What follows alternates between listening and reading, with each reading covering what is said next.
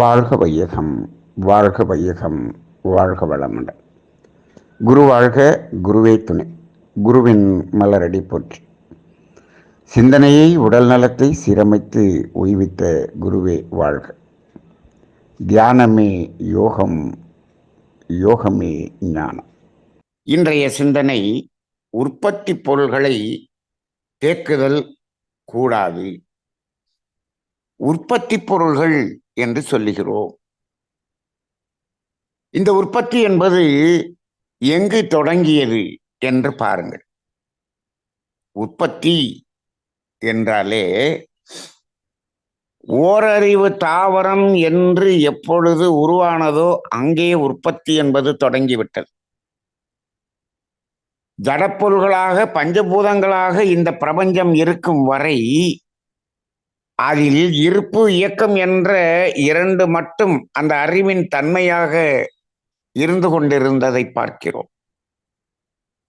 ஓரறிவு தாவரம் என்ற முதல் உயிரினம் தோன்றி வளர்ந்த பொழுது அங்கு அந்த தாவரம் தோன்றி அது செடியாக மரமாக வளர்ந்து அது பூவாகி காயாகி கனியாகி அந்த கனியில் இருக்கக்கூடிய விதை மீண்டும் அந்த தரையில் விழுந்து மீண்டும் செடியாகி மரமாகி அரும்பாகி பூவாகி காயாகி கனியாகி இந்த ஒரு சுழற்சி நடந்து கொண்டே இருக்கிறது அல்லவா? இதுதான் உற்பத்தி. உற்பத்தி தொடங்கிய இடம் அங்குதான். அப்படி உற்பத்தி செய்யப்பட்ட பொருள்கள் எங்காவது தேங்கி இருந்ததா என்று பாருங்கள். இல்லை. தாவரங்கள் மட்டும் இருக்கும் பொழுது அது கனியாகி மீண்டும் அது சுழற்சியில் வந்து கொண்டே இருந்தது. அது எதற்காக என்று பார்த்தால், இந்த தாவரங்கள் என்பது நாம் இருந்து கொண்டே இருக்க வேண்டும் என்பதற்காக அது கனியாகி மீண்டும் விதையாகி அது வளர்ந்தது. இப்போ ஒரு மரமாக வளர்ந்து விட்டது, அது பூக்கவே இல்லை, காய்க்கவே இல்லை என்று வைத்துக் கொள்வோம். அந்த மரத்தினுடைய கால அளவு முடிந்த பிறகு இந்த தாவரங்கள் என்பது இல்லாமல் போய் இருக்கும் அல்லவா? அப்ப அவை என்ன ஆகிறது? மீண்டும் அது அதே போல சுழற்சியில் வந்து மீண்டும் மலர்ந்து கொண்டே இருக்கிறது. ஆக அது எப்பொழுதும் ஒரு சுழற்சியிலேயே இருக்கிறது. இப்போ மனிதனாக வந்து விட்டான், இடையிலே விலங்கினங்கள் வந்தது, பறவைகள் வந்தது. இந்த உற்பத்தி பொருள்களை எல்லாம், அந்த காய்கள் பழங்கள் எல்லாத்தையும் அவை உணவாக எடுத்துக்கொண்டது. அந்த உணவாக பயன்பட்டதுக்கு பிறகும் இந்த தாவரங்கள் என்ன ஆகியது? மீண்டும் அதனுடைய வளர்ச்சியில் இருந்து கொண்டிருந்தது. இத்தனை ஐயறிவு விலங்கினங்கள் வரை அவ்வளவு விலங்கினங்களும் உணவுக்காக அவற்றை எடுத்துக்கொண்டாலும் அதற்கும் மேலும் அந்த விதை என்பது மீண்டும் மீண்டும் வளர்ந்து கொண்டே இருந்தது. அதில் பாருங்கள், அந்த பழம் என்ற ஒன்றை உற்பத்தி செய்த அந்த இயற்கை அந்த பழத்தில் இருக்கக்கூடிய சதை பகுதியை பிற உயிர்கள் உணவாக எடுத்துக்கொள்ளக்கூடிய நிலையிலும் அதன் ஊடே இருக்கக்கூடிய அந்த விதை மீண்டும் அது வளர்ச்சி பெறக்கூடிய வகையிலும் எவ்வளவு அற்புதமாக அது படைத்திருக்கிறது. எங்காவது அது தேக்கமாகியதா? இல்லை. அது உணவாக அந்த விலங்கினங்கள் எடுத்த பிறகும் அது ஒரே ஒரு நாளில் அது மீண்டும் கழிவாக வெளியே வந்து இந்த பூமியில் உரமாக மாறி அது மீண்டும் அந்த விதை வளர்வதற்கு உதவி செய்யக்கூடியதாக இருக்கிறது. ஆக எந்த இடத்திலும் தேக்கம் என்பதே இல்லாமல் இந்த பொருள்களின் உற்பத்தி செய்யக்கூடிய இயற்கையின் அறிவு மனிதன் என்று வந்துவிட்டான். மனிதன் என்று வந்த பிறகு இந்த இயற்கை வளத்தை வாழும் வளமாக மாற்றக்கூடிய ஒரு நிலை மனிதனிடம் வந்தது. இயற்கை வளத்தை வாழும் வளமாக மாற்றுதல் என்று சொல்லும் பொழுது அங்கு என்ன ஆகியது? உணவு உற்பத்தி என்பது இவனாக அதை எடுத்து உற்பத்தி செய்ய தொடங்கினான். அதில் தவறே இல்லை.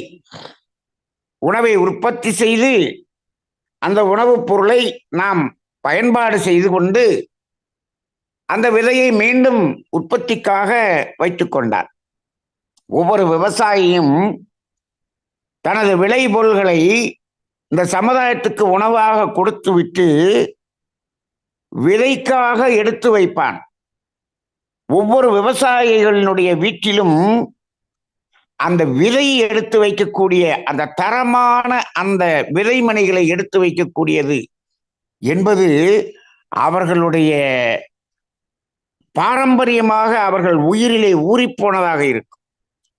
விதை நெல் என்று வைத்திருப்பார், காய்கறி விதைகள் என்று வைத்திருப்பார், அந்த விதைகளை பராமரித்து வைத்திருப்பார். எதற்கு? எவ்வளவு காலத்துக்கு? அது விலை ஏறியவன் விற்பதற்கு அல்ல.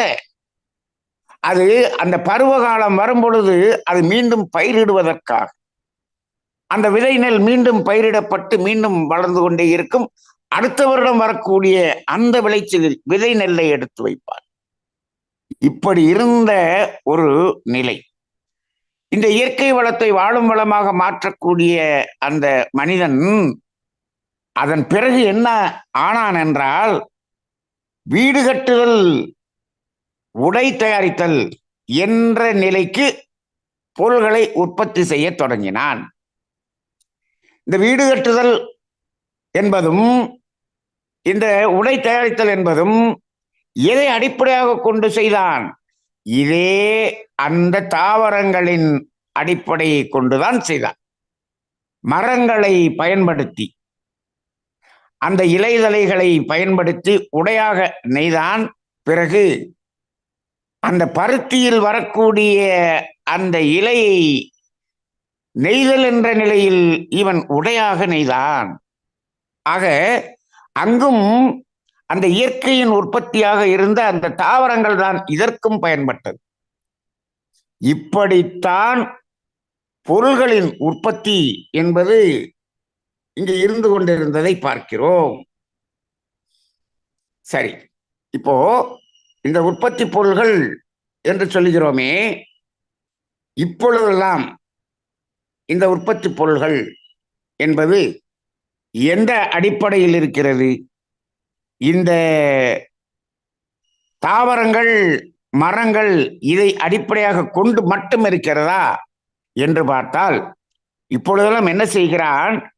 இந்த இயற்கையில் இருக்கக்கூடிய வளங்கள் அனைத்தையும் பொருள் உற்பத்தியாக மாற்றிவிட்டான். இந்த மண்ணுக்குள்ளாக இருக்கக்கூடிய நீர், மண்ணுக்குள்ளாக இருக்கக்கூடிய வளங்கள் எல்லாவற்றையும் இவன் ஆடம்பரமாக வசதியாக வாழ்வதற்காக பொருள்களாக மாற்றிவிட்டான். இப்பொழுது உற்பத்தி செய்யக்கூடிய பொருள்கள் அனைத்தும் அவற்றில் பெரும் பகுதி தேவையில்லாமல் உற்பத்தி செய்யப்பட்ட பொருளாக இருக்கிறது. அப்படி அந்த பொருளை என்ன செய்கிறான்? வீடுகளில் தேக்கி வைக்கிறான். இந்த தேக்குதல் என்பது எப்படி ஆரம்பிக்கிறது என்று சொன்னால், புதிதாக இவன் அதை உற்பத்தி செய்து கொண்டே இருக்கிறான். ஏற்கனவே இவன் உபயோகித்துக் கொண்டிருந்தது அனைத்தையும் அப்படியே தேக்கி வைக்கிறான். இங்கு இந்த தேக்குதல் என்பது இன்றைய சமுதாயத்தில் அதிகமாக ஆகிவிட்ட ஒரு நிலை. இதில் அந்த அளவுக்கு அதிகமாக இந்த இயற்கையில் இருக்கக்கூடிய பஞ்சபூதங்களை அபகரித்து உற்பத்தி செய்வது என்பதே தவறு. அதை தேக்குதல் என்பது அதைவிட தவறாக இருக்கிறது. சரி, அப்படித்தான் உற்பத்தி செய்தாய். இந்த இயற்கையை பார்க்கிறது. தன்னை காயப்படுத்தி பொருள்களை உற்பத்தி செய்கிறான். இப்பொழுது பூமியை தோண்டி கனிம வளங்களை எடுத்து அதில் பல இயந்திரங்களையும் பல உபயோக கருவிகளையும் உற்பத்தி செய்கிறானே, இந்த மண்ணை தோண்டி அதை எடுக்கக்கூடிய அந்த பொருளை எடுக்கும் பொழுது அந்த பூமிக்கு வலிக்கும் என்ற ஒரு உணர்வு இருக்கிறதா? இவன் என்ன பார்க்கிறான்? பூமிக்கு ஏது வலி, அதற்கு ஏது உணர்வு, அதற்கு ஏது அறிவு? நான் தான் அறிவுள்ளவன். இந்த பூமி எல்லாம் நாம் என்ன செய்தாலும் அமைதியாக இருக்கும் என்று நம்புகிறார். இந்த பூமிக்கும் அறிவு இருக்கிறது. அங்கு இதை நோண்டி நோண்டி நோண்டி எடுக்கும் பொழுது அந்த அறிவாகிய தெய்வத்துக்கு அது பாதகமாகத்தான் இருக்கும். அப்ப நமது உடலிலே ஒரு சிறிய ஊசி குத்தினாலே என்ன ஒரு துன்பத்தை உணர்கிறோம்? இந்த பூமியை ஒரு ஆழ்துளை கிணறு தோண்டுகிறோம் என்று 1000 அடி அதை தோண்டுகிறோமே, அந்த பெட்ரோல் எடுப்பதற்காகவும் வாயு எடுப்பதற்காகவும் தோண்டுகிறோமே, அப்படியே ஓட்டை போடுகிறோமே, எவ்வளவு பெரிய ஊசியை வைத்து இந்த பூமியை குத்துகிறோம் என்று எங்காவது நாம் பார்க்கிறோமா? இந்த பூமி என்ற மண்ணை தெய்வமாக வணங்கினான். அந்த தெய்வத்துக்கு என்ன பண்ணுகிறான் இவன்? அந்த தெய்வத்தை தொலையிட்டு ஓட்டை போட்டு 1000 அடி வரை தொலையிட்டு மோட்டார் இயந்திரம் கொண்டு அதை துன்பப்படுத்துகிறான். அப்ப இப்படியெல்லாம் பொருள்களை உற்பத்தி செய்யக்கூடிய நிலை வருகிறது. சரி, அப்படிதான் உற்பத்தி செய்து விட்டாய். நீ என்னை காயப்படுத்தி வசதியாக வாழ வேண்டும் என்று நினைத்து விட்டாய். சரி, வாழ்ந்து விட்டு போ என்று இந்த இயற்கை கொடுத்து விட்டது என்று வைத்துக் கொள்ளுங்கள். அதையாவது பயன்படுத்துகிறானா? அதை பயன்பாடு செய்தால் கூட இந்த இயற்கை என்ன பண்ணும்? சரி, இதை பயன்படுத்தி அவன் மகிழ்ச்சியாக இருக்கிறான், அவர் ஆனந்தமாக இருக்கிறான், இருந்து விட்டு போகட்டும், அந்த ஆனந்தத்தில் நாமும் இணைந்து கொள்வோம் என்று அந்த இயற்கை இணைந்து கொள்ளும். ஆனால் இந்த உற்பத்தியான பொருள் எத்தனை பயன்பாட்டில் இருக்கிறது? இப்பொழுது என்ன ஆகிவிட்டது என்று சொன்னால், இவ்வளவு பொருள்களை நான் வைத்திருக்கிறேன் என்பது பிறர் பார்க்க வேண்டும், பிறருக்கு தெரிய வேண்டும், பிறர் பொறாமைப்பட வேண்டும், பிறர் ஏங்க வேண்டும் என்பதற்காக பொருளை வாங்கி வைக்கிறார். வீட்டுக்கு முன்னாடி 4 கார் நிறுத்துறான். அவங்க வீட்டுக்கு முன்னாடி 4 கார் நிக்குது அப்படின்னு சொல்லணும். 1 கார் தான் பயன்படுத்துறான். பீரோல 300 சேலையை வச்சிருக்கான், 1 சேலையை தான் பயன்படுத்துகிறான். வீட்டில் அவ்வளவு பொருள்களை வைத்திருக்கிறார். அதில் 10%, 20% தான் தினந்தோறும் பயன்பாடு செய்கிறார். மீதெல்லாம் இருக்கிறது என்று அதை அங்கே இருப்பாக வைக்கிறார். இன்னும் சொல்ல போனால், காட்டில் இருக்கக்கூடிய மரங்களை எல்லாம் வெட்டி கொண்டு வந்து வீட்டிலே அதை அழகுபடுத்தி இங்கே வைத்து விடுகிறான். அது காட்டில் இருந்தால் அது வளர்ந்து அது பூவாகி காயாகி கனியாகி மீண்டும் வளர்வதற்கான வேலையை செய்து கொண்டிருக்கும், சுழற்சியில் இருந்து கொண்டிருக்கும். அதை கொண்டு வந்து இங்கே அந்த சுழற்சியிலே அதை ஆணி அடித்து அப்படியே அழகுக்காக வைத்து விட்டான், தேக்கி வைத்து விட்டான். இப்படி எவ்வளவு பொருள்கள் தேங்குகிறது என்று பாருங்கள். இவ்வளவு பெரிய பெரிய தேக்கங்கள் எல்லாம் இருக்கிறது. இப்படி இந்த தேக்குதல் என்பதிலே இவனுக்கு என்ன கிடைக்கிறது என்று சிந்தனை செய்து பார்த்தால், சமுதாயத்தில் கேட்டால், தேக்குதல் என்பதில்தான் லாபம் கிடைக்கிறது என்று சொல்கிறான்.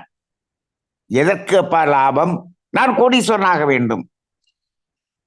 அந்த கோடீஸ்வரன் ஆனால் அங்கு பணம் தானே இருக்கிறது, அங்கும் சொத்து தானே இருக்கிறது, அதையும் தேக்கி தானே வைத்திருக்கிறாய். நான் எவ்வளவு தேக்கி வைத்திருக்கிறேனோ அப்பொழுதுதான் உலக பணக்காரர்கள் லிஸ்ட்ல நான் வர முடியும். சரி, அப்படி வந்த உடனே என்ன செய்ய போறேன்? எல்லாரும் என்னை அப்படி பார்ப்பாங்க. எல்லாரும் பார்த்த உடனே அவங்க பார்க்கணுங்கிறது தான் என்னுடைய நோக்கம். எல்லாரும் எப்படிப்பா பார்க்கிறாங்க? பொறாமையாக, ஏக்கமாக பார்க்கிறார்கள். அனைவரும் பொறாமையாக பார்க்க வேண்டும், ஏக்கமாக பார்க்க வேண்டும். அந்த அலைகள் எல்லாம் என் மீது விழுக வேண்டும், என் குடும்பத்தின் மீது விழுக வேண்டும், என் குடும்பம், என் சந்ததி எல்லாம் துன்பப்பட வேண்டும் என்பதற்காக உழைத்துக் கொண்டிருக்கிறான், தேக்கிக் கொண்டிருக்கிறான். இதுதான் உண்மை. ஆக நீங்கள் பிறர் பார்க்க வேண்டும், பிறர் அதை பொறாமையாக பார்க்க வேண்டும் என்பதற்காக தேக்குகிறீர்களே, அத்துணையும் உங்களது கர்மவினையாக மாறி உங்கள் சந்ததிகள் முழுவதற்கும் தொடர்ந்து அது சென்று கொண்டே இருக்கிறது. சந்ததிகள் அனைத்தும் உடலாலும் மனதாலும் துன்பத்தைத்தான் உணர முடியுமே தவிர அது நிலையான இன்பத்தையோ மகிழ்ச்சியையோ அமைதியையோ ஆரோக்கியத்தையோ உணரவே முடியாது. தேக்கி வைத்திருக்கக்கூடிய குடும்பங்கள் அனைத்திலும் பாருங்கள், தற்காலிகமாக அவை வெளியிலே மகிழ்ச்சியாக இருப்பதாக நடிக்கிறது, அமைதியாக இருப்பதற்காக தூக்க மாத்திரை சாப்பிடுகிறது. தூங்குவதற்கே அவன் மாத்திரை சாப்பிட்டு விட்டுத்தான் தூங்குகிறான். மகிழ்ச்சியாக இன்பமாக இருப்பது போல வெளியிலே நடிக்கிறான், உள்ளே அவ்வளவு வேதனையை வைத்துக் கொண்டுதான் இருக்கிறான். எது தேங்கினாலும் அது இந்த இயற்கையின் இயல்புக்கு முரணானது என்ற ஒரு தத்துவம், வேதாத்திரியன் காந்த தத்துவம் தெரிந்தால்தான் அது தெரியும், இல்லை என்றால் தெரியாது. எந்த ஒரு பொருளும் இன்னைக்கு ஒரு 1000 ரூபாய்க்கு ஒரு பிரியாணி சாப்பிட்டுருக்கிறோம். ஆஹா, இவ்வளவு காஸ்ட்லியான பிரியாணி சாப்பிட்டுருக்கிறோமே, இது காலையில பாத்ரூம்ல லெட்டின்ல வெளியில போயிருது. 1000 ரூபாய்க்கு சாப்பிட்டது எப்படி உடனே வெளியே போறது? ஒரு வாரம் இருக்கட்டுமே என்று சொன்னால் அடுத்து 2 வாரங்களுக்கு நீங்கள் அந்த மல்டி ஸ்பெஷாலிட்டி ஹாஸ்பிட்டல்ல போய் பெட்ல படுக்க வேண்டியிருக்கும். அப்ப நீங்கள் எவ்வளவு காஸ்ட்லியான உணவை எடுத்தாலும் அடுத்த நாள் அது வெளியே செல்லவில்லை என்று சொன்னால் அது உடலை கெடுத்து விடுகிறது. இதே போலத்தான் எதுவாக இருந்தாலும் சுழற்சியிலேயே இருந்து கொண்டால் அது இயக்கத்தில் இருக்கிறது, அது தேங்குவதே இல்லை, அது தூய்மை அடைந்து கொண்டே இருக்கிறது. இந்த சூரியன் நான் ஒரு நாள் தேங்கிக் கொள்கிறேன், 1 மணி நேரம் தேங்கிக் கொள்கிறேன் என்று சொன்னால் நம்மால் வாழ முடியுமா? ஒரு நாள் சூரியன் வரவில்லை, லீவு போட்டு விட்டது என்று சொன்னால், அது தேங்கி நிற்கிறது என்று சொன்னால் இந்த பூமியில் உயிர்கள் வாழ முடியாது. ஒரு நாள் ஆக்சிஜன் இல்லாமல் பல கோடி பேர் இறந்து விடுவார்கள். அது இருக்கட்டும், இந்த பூமி சுற்றி கொண்டிருக்கிறதே, நான் ஒரு 2 நிமிடம் நான் தேங்கி நிற்கிறேன் என்று நின்றுவிட்டால் இந்த உலகத்தில் இருக்கக்கூடிய அனைத்து உயிர்களும் அப்படியே இந்த ஆகாயத்தில் வீசி எறியப்பட்டு விடும். இயற்கை எப்பொழுதும் சுழற்சியிலேயே இருக்கிறது. அதைத்தான் இயக்க ஒழுங்கு என்று மகரிஷி அவர்கள் சொல்லுகிறார்கள். உருவம், தன்மை, இயக்க ஒழுங்கு என்று சொல்வார்கள். அது இயக்க ஒழுங்கு என்பதுதான் அறிவாக இருக்கிறது என்று சொல்வார்கள். ஆக எல்லா பொருள்களும் உற்பத்தி பொருள்களாக இருந்தாலும் அது உற்பத்தி செய்யும் போது அது இயற்கைக்கு முரண்பில்லாமல் செய்ய வேண்டும். அது பயன்பாடாக இருக்க வேண்டும், பயன்பட்டு கொண்டே இருக்க வேண்டும். அது மீண்டும் சுழற்சியாகி வந்துவிடும் இந்த இயற்கையில். ஆக இந்த கழிவுகள் எதை இந்த பூமிக்குள் போட்டாலும் அதை சுத்தப்படுத்தி மீண்டும் அது கொடுக்கக்கூடிய புனிதமான அந்த சுத்தப்படுத்தும் வேலையை இந்த பூமி செய்து கொண்டிருக்கிறது. அவ்வளவு உதவி செய்து கொண்டிருக்கக்கூடிய இந்த பூமியை ஊசியை போட்டு குத்துவது போல் துளையிட்டு துளையிட்டு துளையிட்டு அவ்வளவு துன்பப்படுத்துகிறானே மனிதன். அப்பொழுது ஒரு நாள் இந்த பூமி அதனுடைய தாங்க முடியாமல் அது வெகுண்டு எழுந்து பூகம்பமாக வந்தது என்று சொன்னால் என்ன ஆகும் என்று அவனுக்கு தெரியவில்லை.